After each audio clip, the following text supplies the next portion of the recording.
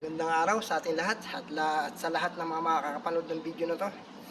So, ito troubleshoot natin ay ADB 150. So ang problema niya ay ayaw umandar. Ayaw mag-on ng panel gauge. So ginawa na namin lahat.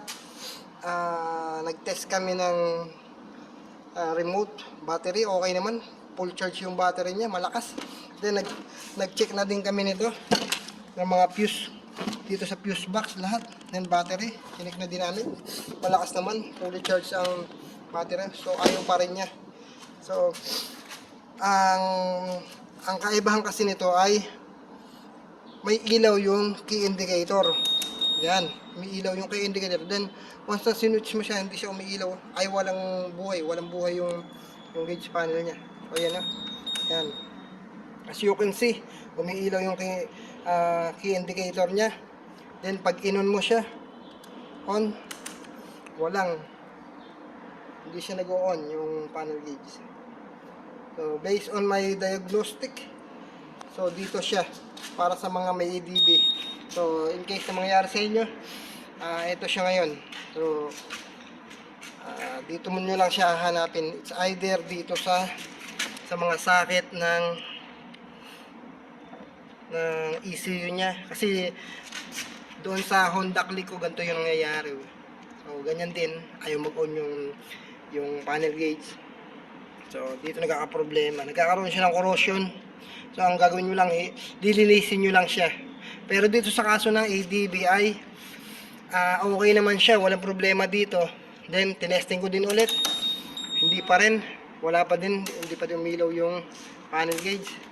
So ngayon nakita ko siya dito sa bandang unahan, kung saan yung key knob din doon sa likod, meron siyang socket. Ito yung pinaka socket niya na to. Ito, kung makikita nyo to, ito siya, yan, lumuluwag siya. So kung makikita nyo, yan, diba, on siya, on ko siya, walang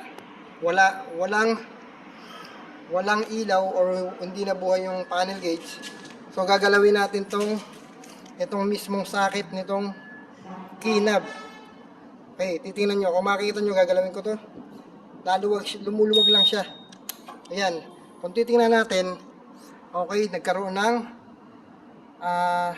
display yung panel gauge. So ganyan lang mga katropa. In case na mangyari sa ADB nyo ang ganitong problema, so alam nyo na kagad. It's either huwag nyo kagad husgahan kung saan man siya, hanapin nyo muna siya, So yung iba kasi sinasabi sa fuel pump, motor, or sa spark plug. Pag ganito kasi mga problema, mostly sa sa connection ng kuryente ng motor mo. So ayan, nakita ko okay na siya, no? Then gagalawin ko siya. Ayan, gagalawin ko. Konting galaw. Once na ginalaw mo kasi ang motor, tumatakbo ang motor, nagagalaw siya, mamamatay siya. O kaya ipinark mo, mamamatay siya ngayon, hindi mo mapapansin, mamamatay yung motor mo pag nagalaw itong knob na to. Ayan, pag nagalaw siya.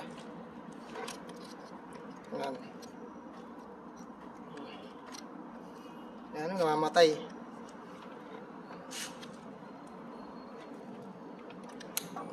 Ayan o. Ayan, namatay siya. Nawala. Then gagalawin ko ulit siya. Nabuhay. Gagalawin ko ulit pag nauntag, pag nagalaw.